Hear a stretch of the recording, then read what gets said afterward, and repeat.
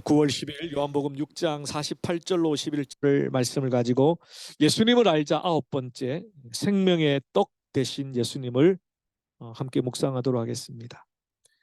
요한복음 6장은 사복음서가 모두 기록하고 있는 오병이어의 기적으로 시작하죠. 예수님께서 행하셨던 치유의 표적을 보고 많은 사람들이 예수님을 따라오게 됩니다. 그도 그럴 것이 지금처럼 의학이 발달되지 않았던 그 시대에 질병에 걸린다는 것, 또 아프다는 것은 큰 낙심의 문제죠. 그런데 예수님께서 치유하여 주시고 깨끗게 하여 주시고 고쳐주시니까 그 당시 이스라엘 백성들의 그 감격과 기쁨이 얼마나 간절했는지 우리는 이해해 볼 수 있습니다. 그러니까 예수님을 막 따라왔는데, 근데 그런 무리들을 보시고 예수님께서 좀 측은한 마음이 드셨어요. 아침부터 따라와서 밥도 제대로 먹지 못하고 그들을 보시고 긍휼히 여기셔서 한 소년의 오병이어를 가지고 5천 명이 먹고도 남는 놀라운 축복을 그들에게 보여주셨습니다. 그런데 이런 예수님의 선한 의도를, 긍휼히 여기셨던 그 선한 의도를 이 무리들은, 이 군중들은 오해하기 시작했습니다. 예수님만 계시다면 이제 이 땅에서 아플 필요도 없고 병에 걸려서 신음할 필요도 없고, 야, 멋진 세상이구나. 일하지 않아도 먹고 살 수 있는, 두 손을 들어 축사하고 기도하고 떡을 떼줬는데 5천 명이 먹고도 12강제가 남는 이 놀라운 기적을 날마다 해결해 주시면, 야, 우리의 삶이 이제 불행 끝 행복 시작할 거야. 이 땅이 유토피아가 될 거야. 그래서 예수님을 왕으로 삼기 위해서 무리들이 예수님께 나왔습니다. 예수님 계속 쫓아다니면서 예수님 부축입니다. 예수님, 이스라엘의 왕이 되십시오. 그래서 우리에게 멋진 인생을 좀 허락해 주십시오.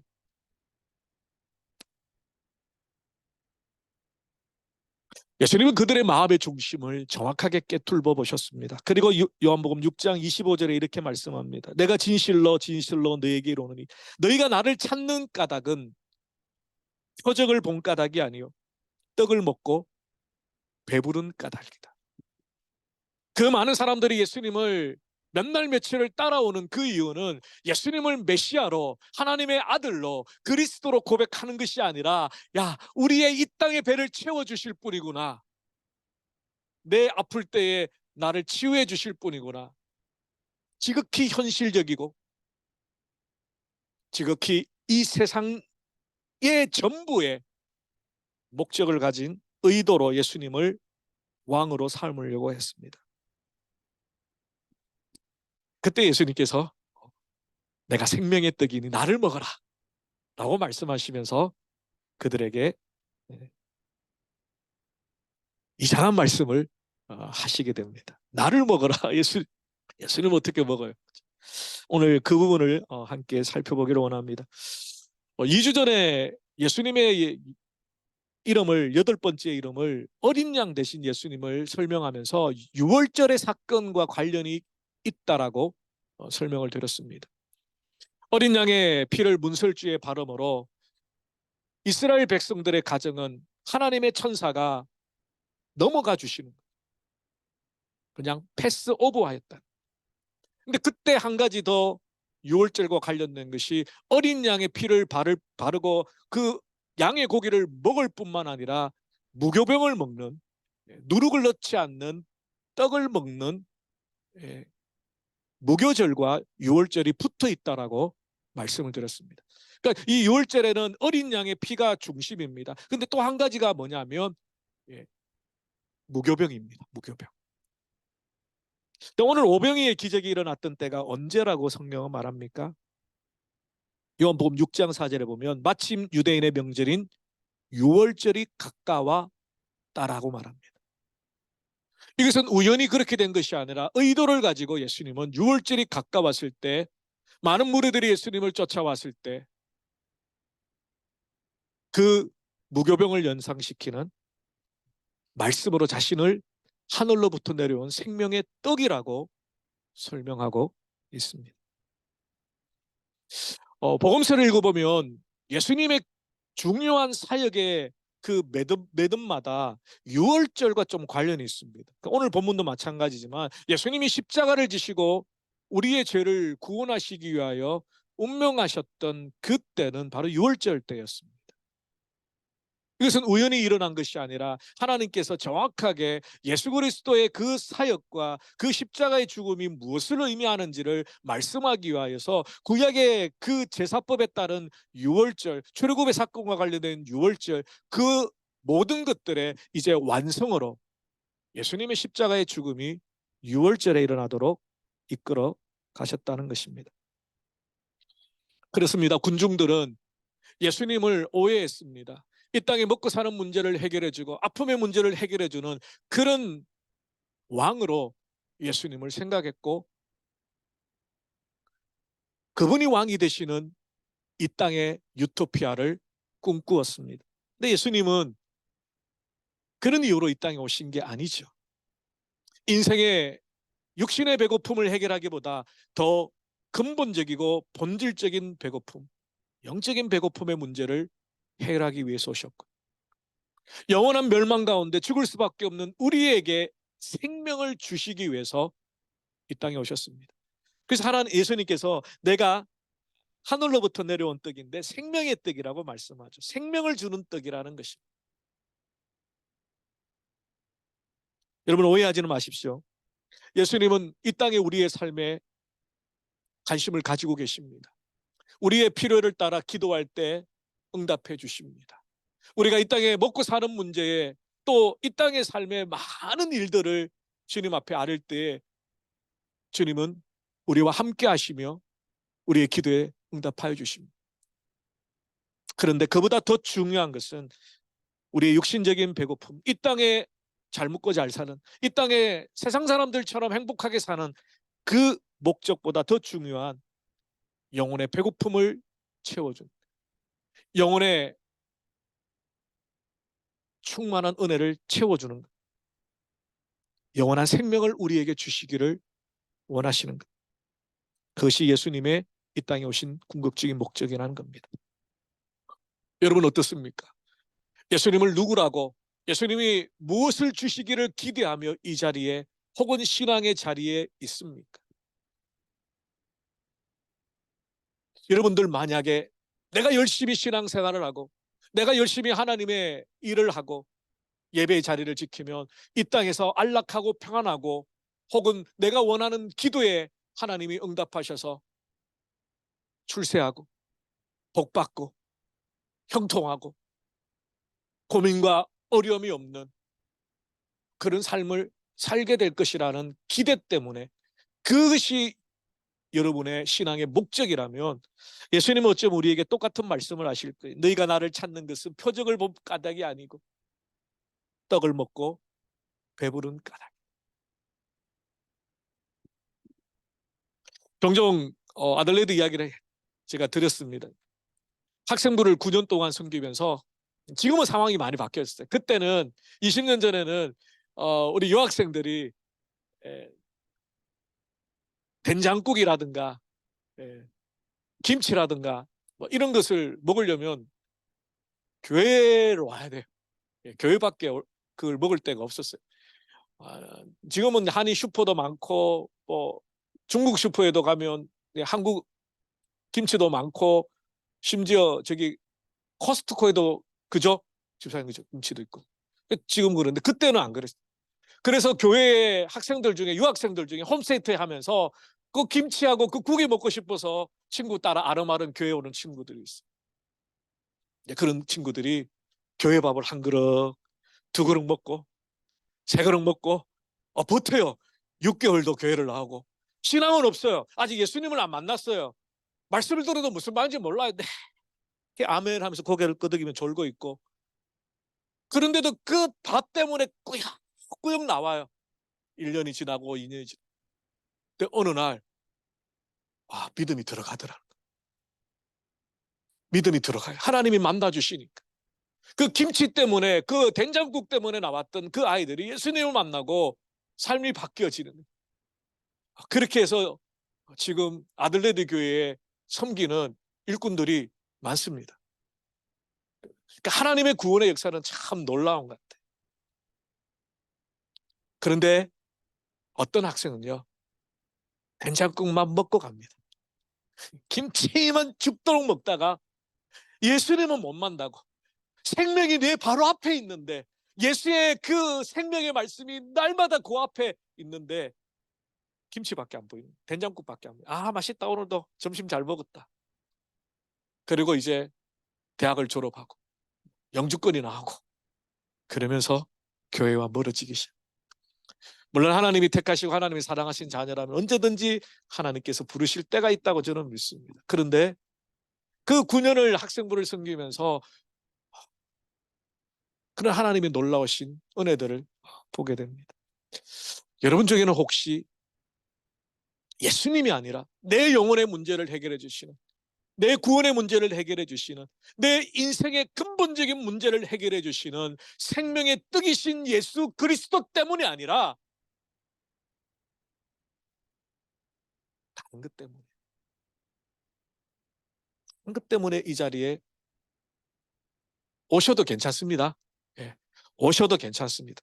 끝까지 그것 때문에 남아있으면 그 어떤 학생처럼 어느 순간에 하나님께서 여러분의 믿음을 세워주실 겁니다. 그래서 제가 늘 말씀드린, 어떤 경우에도 교회를 떠나지 말아요. 여러 가지 이유로 다른 교회를 가시는 건 괜찮아요. 그런데 신앙을 버리지는 마세요. 끝까지 이해되지 않는다 할지라, 말씀이 이해되지 않고 하나님의 역사가 이해되지 않고 하나님께서 내게 아무런 말씀을 하시지 않는 것 같은 답답함이 있더라도 끝까지 이 예배의 자리, 교회의 자리를 지키시며 내 노력과 내 열심과 내 결심, 내 의지와 상관없이 하나님께서 여러분의 마음 가운데 구원의 확신과 성령의 은혜를 부어 주십니다. 하나님은 여러분을 포기하지 않으시고 하나님의 시간표, 우리의 시간표가 다를 뿐이지. 네가 나를 찾는 것은 표적을 본 까닭이 아니요 떡을 먹고 배부른 까닭. 한국교회에서 새가족부를 오랫동안 섬겼습니다. 새가족들에게 말씀을 전하고 아주 기초적인 복음의 말씀을 전하면서 제가 늘 기도하는 게 있어요. 조바심이 나는 게 하나 있어요. 새가족들이, 새신자들이 처음 복음을 듣고 예수님을 영접하면요, 여러분 다 아시잖아요. 처음 예수님을 만났을 때, 그 영접했을 때 그 감격과 기쁨, 모든 것이 너무 행복해요. 세상이 달라 보이는. 그리고 그때는 하나님께서 특별히 이제 스페셜한 그 보호하심이 있는 기간이기 때문에 작은 기도도 하나님이 막 응답해 주시고 진짜 하나님이 내기에 막 사랑한다 속삭이는 것 같고 막 그래요. 그런 자랑들을 막 와서 해요. 목사님, 이번 주에는요 제가 이런 기도를 했는데 하나님이 이렇게 응답해 주셨어요. 야, 진짜 하나님 살아계신 것 같아. 근데 제 마음이 불안한 마음입니다. 우리의 신앙이 늘 핑크빛이 아니에요. 이 새신자들이 요 시기를 좀 지나면 신앙의 고비가 있어요. 아무리 기도해도 하나님 응답이 없는 것처럼 느껴질 때도 있고요. 교회 생활하다 보면 이런저런 사람 때문에 관계가 깨어지고 상처에 있고요. 그런 믿음의 고비의 때가 온다는 거예요. 그때를 만나면 이분이 과연 견뎌낼 수 있을까? 예수 믿는 것 때문에 집안에서 쫓겨나고 핍박받고 제사 문제로 고통당하고 과연 그럴 때에 이 새신자가 버텨낼 수 있을까? 그럴 때 제 마음속에 그런 새가족들을 향한, 새신자들을 향한 염려와 함께 기도가 됩니다. 하나님, 말씀이 이 영혼에 뿌리 내리게 해주십시오. 주님의 말씀이 있다면 어떤 상황에도, 그것이 심지어 하나님이 숨어 계시는 것 같은 정말 답답한 상황을 만나고 고난을 만나도 말씀이 있다면, 변함없는 하나님의 말씀이 그 심령 가운데 박혀 있다면 그 말씀 때문에 이 새가족이, 이 새신자가 이겨나갈 수 있을 겁니다. 지금 당장 일어나고 있는 현상적인 일, 감정적인 일, 내가 기도했더니 금방 응답하는 그런 하나님만이 아니라 때로는 침묵하시는 때도, 때로는 내가 이해할 수 없고 받아들일 수 없는 고난과 사건과 사고가 일어날 때에도 여전히 하나님은 나의 하나님이라고 믿을 수 있는 것은 변함없는 약속의 말씀을 붙들 때다. 그 말씀이 들어가겠기 때문에. 예수님도 그런 비유를 하셨죠. 네 가지 만밭의 비유를 말할 때. 말씀을 받고 처음에는 너무너무 좋았는데 가시떨기에 떨어진 그 씨앗은, 가시떨기, 그 핍박이 있고 경제적인 어려움이 있고 이 세상에 염려와 근심이 있으니까 말씀의 뿌리가 내려가지 못하고 잠깐 반짝하다가 뿌리가 없으니까 휘청휘청거리다.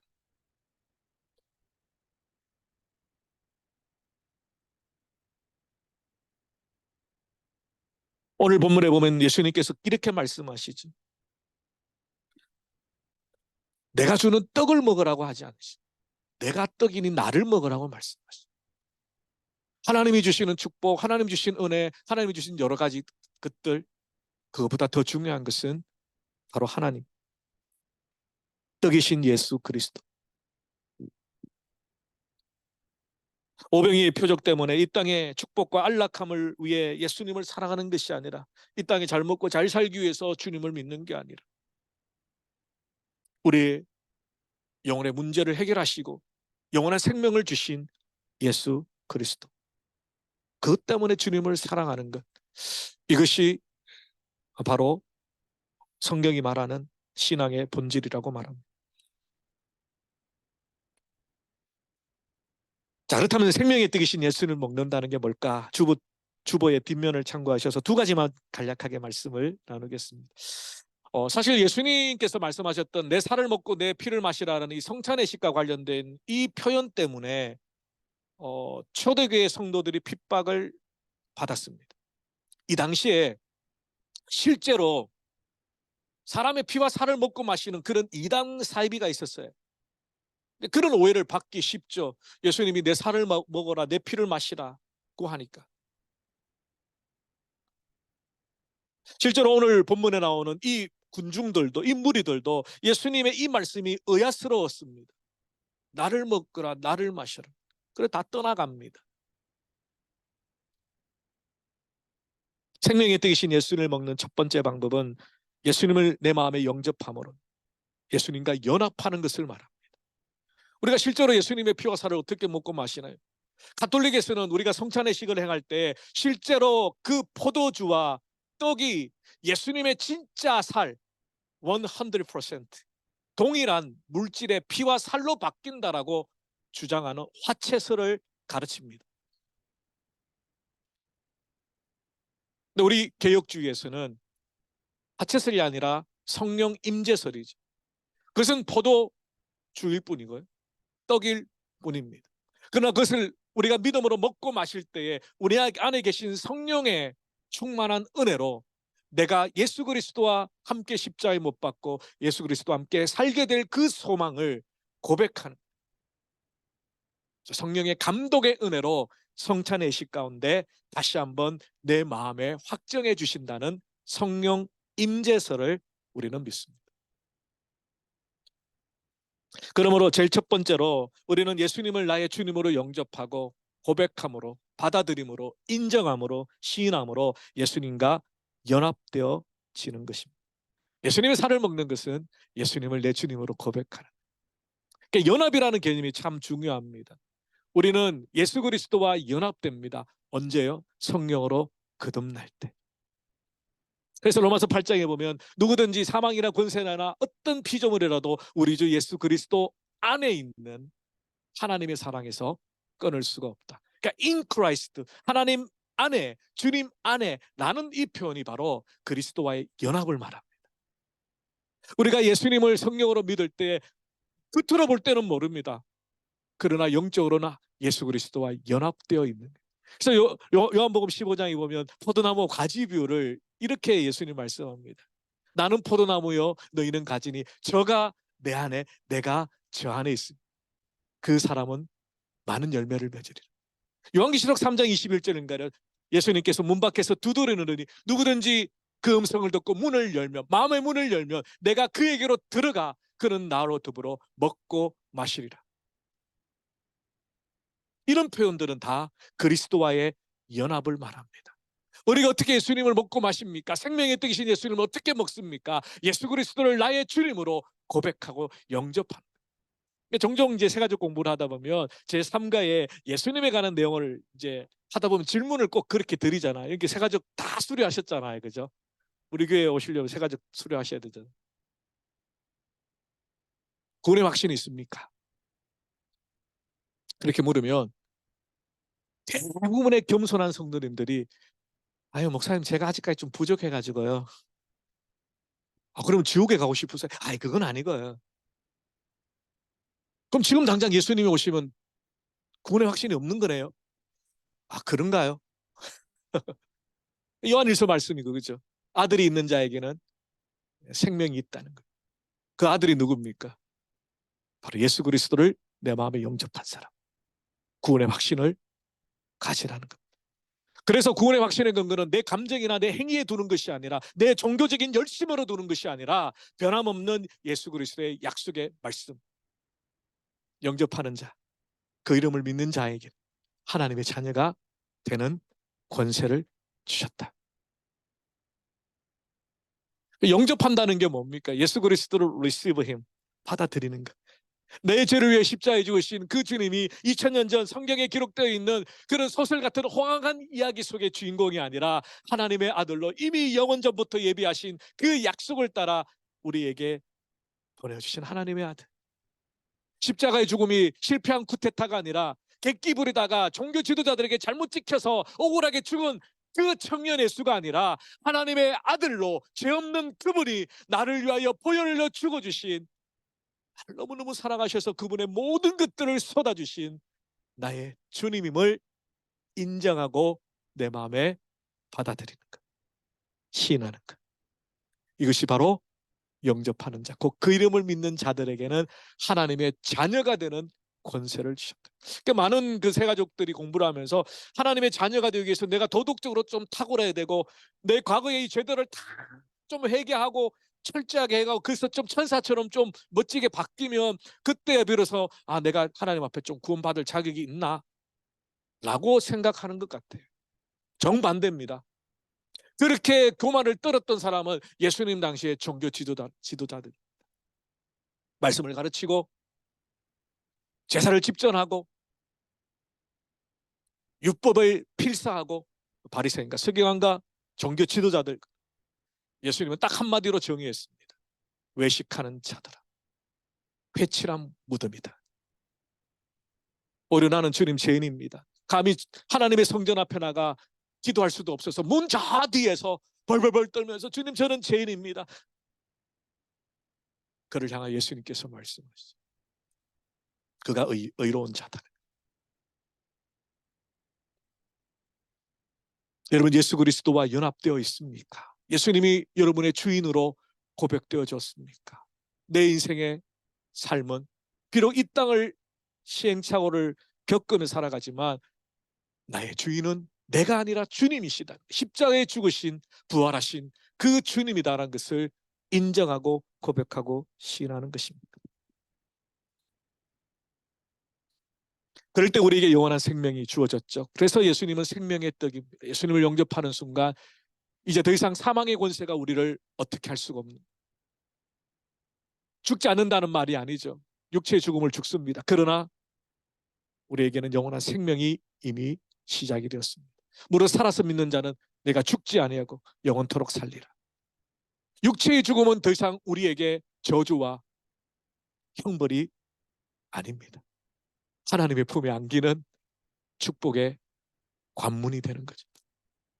이 예수님의 부활의 승리 때문에 세상 사람들은 죽음 앞에 절망하지만 우리 그리스도인들은 오히려 죽음 앞에 주님의 품에 안길 소망과 위로를 얻게 되는 거예요.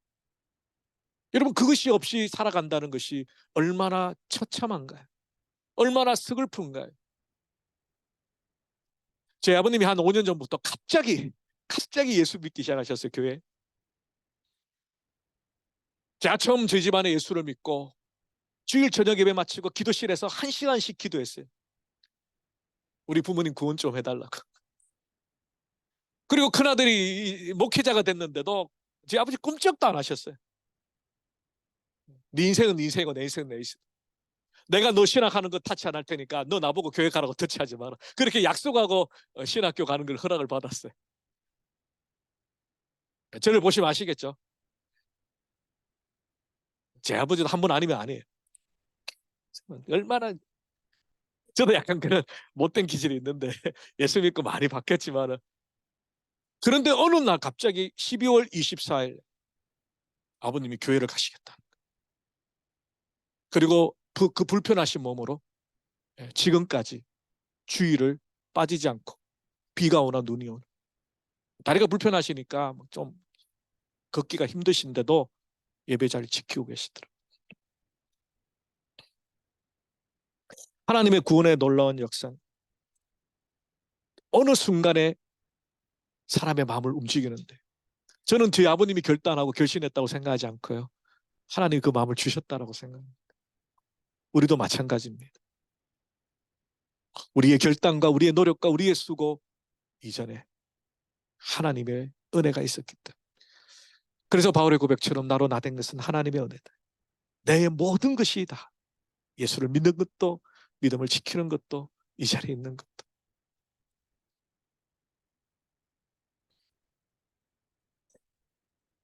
두 번째로 예수님의 생명의 떡이신 예수를 먹고 마신다는 것은 예수님과 동행하는 것인데요. 성경은 예수님과 동행하는 것을 어떻게 표현하냐면 말씀을 내 영혼의 양식으로 삼고 말씀을 쫓아 살아가는 것이라고 말합니다. 여러분 잘 아시는 것처럼 예수님께서 뭐라고 말씀하셨습니까?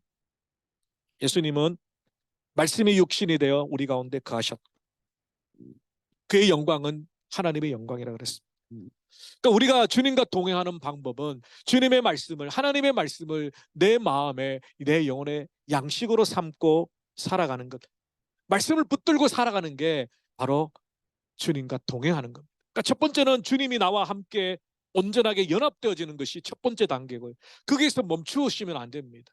이제는 날마다 그 주님과 동행하는 삶을 살아야 되는데 그 동행을 어떻게 하느냐? 뭐 주님이 정말 나와 함께 계셔서 손 붙들고 가는 그 동행이 아니라 주님의 말씀이 내 삶을 다스리시고 그 말씀에 위로를 받고 영양 공급을 받는 거죠.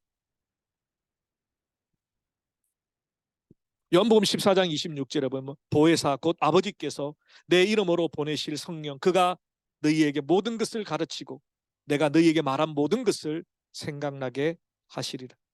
그러므로 성령 하나님께서 우리가 말씀을 읽을 때 그 말씀을 깨닫게 하시고 그 말씀을 통하여 예수 그리스도를 발견하게 하시고 그 말씀을 통하여 내 영혼의 만족함을 누리고 위로가 되게 하시고 소망이 되게 하신다는. 육신의 떡을 먹지 않으면 금방 배고픔이 표가 나죠. 근데 영혼의 모습은 그렇지 않습니다. 여러분 일주일 동안 말씀 한 구절 읽지 않고 기도 한 번 하지 않고 얼마든지 아무렇지도 않게 평안한 모습으로 예배 자리에 앉을 수 있습니다. 그런데 여러분의 영혼은 목말라 있습니다. 굶주려 있습니다. 아무도 모릅니다. 하나님과 나만 알고 있습니다. 하나님의 말씀 없이 이 땅의 삶 어떻게 승리합니까? 주님의 말씀을 먹고 마심이 없이 세상의 어떤 위로를 여러분이 누리며 살겠습니까? 세상의 것들은 일시적인 거죠. 속지 마십시오. 우리의 영혼의 만족은 우리의 영혼의 참된 위로는 오직 생명의 떡이신 예수 그리스도를 먹고 마실 때에 우리에게 주어집니다. 그 말씀을 통하여 우리는 우리의 삶을 주님과 동행합니다. 예수님께서 마태복음 4장에 사단에게 시험 받으실 때에 말씀으로 이기시면서 이런 말씀을 하십니다. 사람이 떡으로만 살 것이 아니요 하나님의 입에서부터 나오는 모든 말씀으로 살 것이니라. 그러므로 우리에게 주시는 말씀은 영적 생명을 유지할 뿐만 아니라 우리의 신앙과 우리의 인격과 우리의 삶을 지켜주고 성장하고 성숙하게 만드는 영양분이 됩니다. 여러분 말씀이 어렵더라도 말씀을 손에 놓지 마십시오. 구약의 성경이 정 어려우면 복음서의 말씀이라도, 예수님의 말씀이라도, 아니 그것도 어려우면 마태복음 5장부터 산상수훈의 말씀이라도 주님의 말씀을 묵상하시고 그 말씀이 내 삶을 윤택케 하시는 축복의 말씀임을 믿으시며 나가길 바랍니다. 디모데후서 3장 16절 말씀이죠. 모든 성경은 하나님의 감동으로 된 것으로 교훈과 책망과 바르게 함과 의로 교육하기에 유익하니 이는 하나님의 사람으로 온전하게 하려 하십니다. 모든 선한 일을 행할 능력을 갖추게 하려 하십니다. 이 말씀의 공급이 없이는 우리의 인격이, 신앙의 인격이 온전해질 수 없고요, 우리의 행함이 선할 수 없습니다. 그래서 하나님의 감동으로 기록한 하나님의 말씀을 통해 우리는 교훈을 받고, 때로는 말씀의 거울에 비추어 나의 모습을 책망받고, 어그러진 것들을 곧게 펴고, 이제는 장차 영원한 하나님의 나라에 들어가 완성하실 예수 그리스도의 의를 교육받는 성화의 과정을 겪어갑니다. 이 말씀 없이 예수를 닮는 것은 불가능합니다. 끊임없이 이 말씀으로 내 영혼을 만족해 하지 않으면 세상의 것들이 불쑥불쑥 내게 들어옵니다. 지난 목요일 큐티 내용이죠. 하나님의 말씀의 권능이라는 작은 부제목이 붙어 있었습니다. 히브리서 4장 12절 말씀의 묵상이었습니다. 하나님의 말씀은 살아있고 활력이 있어 좌우의 날선 어떤 금보다 예리하며 혼과 영과 및 관절과 골수를 찔러 쪼개기까지 하며 또 마음의 생각과 뜻을 판단하는, 거기에 대한 설명을 이렇게 기록해 놓았습니다. 하나님의 말씀에는 하나님의 크신 권세와 능력이 담겨져 있습니다. 살아있고 활력이 있어라는 말은 말씀이 지닌 생명력에 대한 묘사입니다. 죽은 것에는 살리는 힘이 없습니다. 살아있는 하나님의 말씀만이 죽은 영혼을 살리는 권능을 발휘합니다. 살아있는 말씀은 우리 삶에 뿌리내린 악한 습관을 찔러 쪼개기까지 하며 인격 안에 감추어진 불의한 생각을 감찰해 참회를 이끌어냅니다. 평생을 교회를 다니고 예수를 믿어도 하나님의 말씀이 칼로서 내 삶을, 내 영혼을, 내 심령을 수술하도록 내어놓지 않는 교만과 강팍함은 결국 사람을 변화시키지 못하는 거죠. 하나님의 능력이 없어서가 아니라 우리의 마음이 강팍하고 완악하기 때문에.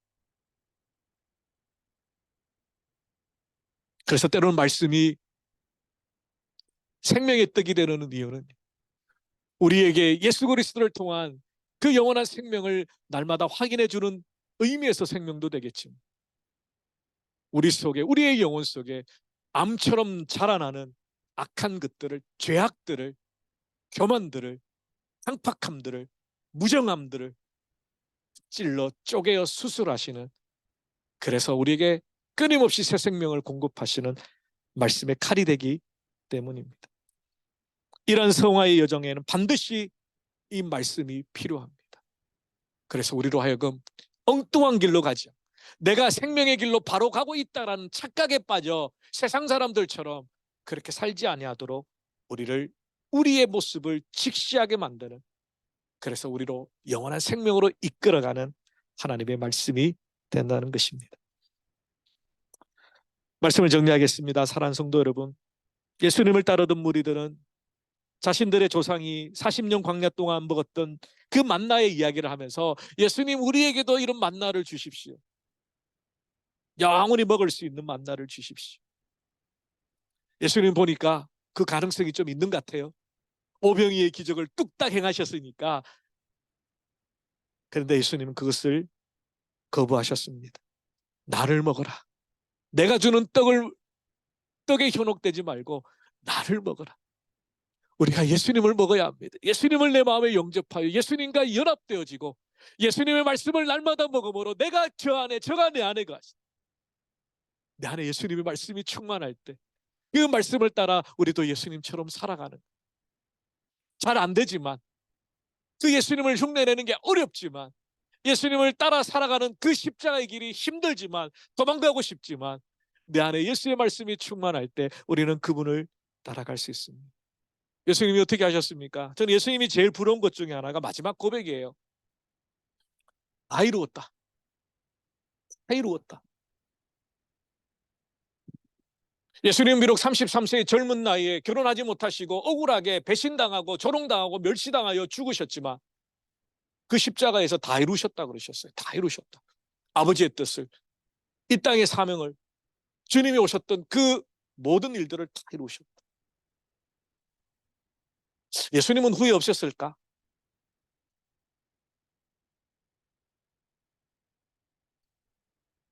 우리는 삶을 살아가면 늘 후회하고 늘 안타까워하고 실수하고 또 회개하고, 그럼에도 불구하고 주님과 동행하는 우리의 마지막 고백은 주님과 같이 다 이루었다. 나는 아니지만, 나는 부족하지만 내 안에 계신 주님이 나를 이끌어 가셔서, 그 생명의 말씀이 나를 이끌어 가셔서, 예수의 말씀이 내 안에 충만하여서, 예수의 영이 내 안에 충만하셔서 내 마지막 인생의 끝자락에 주님 앞에 설 때, 주님, 제가 부족하지만 다 이루었나요? 여러분을 이 땅에 보내신 이유, 여러분을 예수를 믿게 하신 이유, 하나님의 자녀 삼아주신 그 이유를 다 이루어드렸다라고 주님과 함께 고백하는, 그러기 위해서는 날마다 생명의 떡이신 예수 그리스도의 말씀이 우리 가운데 충만하시기를 주님의 이름으로 축원합니다. 기도하겠습니다. 살아계신 주님 감사합니다. 생명의 떡이신 예수 그리스도, 그분을 먹고 마시기를 원합니다. 우리의 삶 가운데 왜 불평이 있습니까? 왜 원망이 있습니까? 왜 낙심이 있습니까? 왜 절망이 있습니까? 우리 안에 생명이 없기 때문에, 예수 그리스도의 생명의 말씀이 우리에게 없기 때문에 우리는 순간순간 환경을 바라보며 넘어집니다. 우리 힘에 부딪힐 때에 좌절합니다. 주님, 날마다 하늘의 양식을 우리에게 공급하여 주시고 예수 그리스도를 먹고 마심으로 이 땅에 예수로 충만한 우리의 믿음의 삶이 마지막 끝자락에 주님과 함께 고백할 수 있기를, 다 이루었습니다. 이 땅에 나를 보내신, 이 땅에 나를 예수 믿도록 만들어주신 하나님의 부르심에 다 이루었습니다.